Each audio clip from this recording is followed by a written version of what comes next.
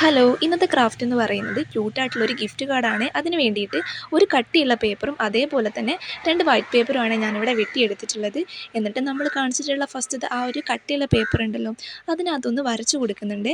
സിമ്പിളായിട്ട് ചെയ്തെടുക്കാൻ പറ്റുന്ന ഒരു പോട്ടും അതേപോലെ തന്നെയുള്ള ഒരു ബോവാണ് വരച്ചു കൊടുക്കുന്നത്. പിന്നെ ഈ ഒരു വീഡിയോ നോക്കിക്കഴിഞ്ഞാൽ നിങ്ങൾക്കത് ചെയ്തെടുക്കാനായിട്ട് പറ്റും കേട്ടോ. അത് വരച്ചു കഴിഞ്ഞാൽ പിന്നെ നമ്മളിതിനകത്ത് ബ്ലാക്കിങ് പെന്ന് വെച്ചിട്ട് അതിൻ്റെ ഔട്ട്ലൈൻ ഒന്ന് വരച്ചു കൊടുക്കണേ. അത്രയും മാത്രമേ ചെയ്യാനുള്ളൂ കേട്ടോ. പിന്നെ ആ ഒരു ബോവിൽ ഞാൻ പിങ്ക് കളർ വെച്ചിട്ടാണ് ഷെയ്ഡിങ് കൊടുക്കുന്നത്. അതേപോലെ തന്നെ വയലറ്റ് കളർ വെച്ചിട്ടാണ് ആ ഒരു പോട്ടിൻ്റെ കളർ കൊടുക്കുന്നത്. അപ്പോൾ ഇങ്ങനെയാണ്. എന്നിട്ട് ഇത് മൊത്തം വെട്ടിയെടുക്കുക, അങ്ങനെയായിരുന്നു കേട്ടോ ശരിക്കും ഈ ഒരു ക്രാഫ്റ്റ് ചെയ്യുന്നത്.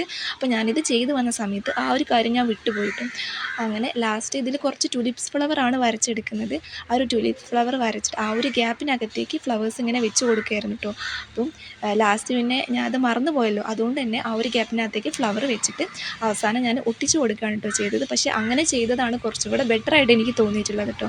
പക്ഷേ അങ്ങനെ മറ്റേ രീതിക്ക് ചെയ്താലും കുഴപ്പമൊന്നുമില്ല, എന്നാലും ഇത് വലിയ രീതിക്ക് കുഴപ്പമൊന്നുമില്ല. കാരണം എന്താ വെച്ചാൽ ഈ ഒരു പേപ്പറിൽ കട്ടിയുള്ളത് കൊണ്ട് തന്നെ ആ ഒരു ഫ്ലവറും കൂടെ ഉള്ളതുകൊണ്ട് നല്ല രസമായിരുന്നു കേട്ടോ കാണാൻ വേണ്ടിയിട്ട്.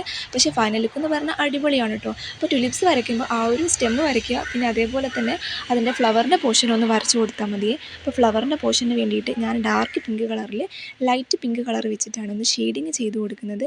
അത്രയും മാത്രം മതി കേട്ടോ. എന്നിട്ട് ഓരോ ഫ്ലവറായിട്ട് വെട്ടിയെടുത്തിട്ടുണ്ട്. ആ 2 പേപ്പറിൽ ഇങ്ങനെ വരച്ചിട്ട് ഞാനിവിടെ വെട്ടിയെടുക്കുന്നുണ്ട് കേട്ടോ. എന്നിട്ട് ഞാൻ ഈ കാണിച്ച അതേ രീതിയിൽ വേണം കേട്ടോ നിങ്ങളിവിടെ വെട്ടിയെടുക്കാൻ വേണ്ടിയിട്ട്. ആ പോട്ടിൻ്റെ താഴെ വശത്തൊരു ഗ്യാപ്പ് കൊടുക്കണം. എന്നിട്ട് അതിനകത്തേക്ക് ഓരോ ഫ്ലവറായിട്ട് വെക്കണം. ഞാൻ ലാസ്റ്റ് ഇത് എടുത്തതാണ് കേട്ടോ. അപ്പം അറേഞ്ച് ചെയ്തിട്ട് ഒട്ടിച്ചെടുത്തത്. അപ്പോൾ ഇതാണ് ഫൈനൽ ലുക്ക്. നിങ്ങൾക്ക് ഇഷ്ടമായെങ്കിൽ ചാനലൊന്ന് സബ്സ്ക്രൈബ് ചെയ്ത് സപ്പോർട്ട് ചെയ്യണേ. അപ്പോൾ അടുത്ത വീഡിയോയിൽ കാണാം. ബൈ.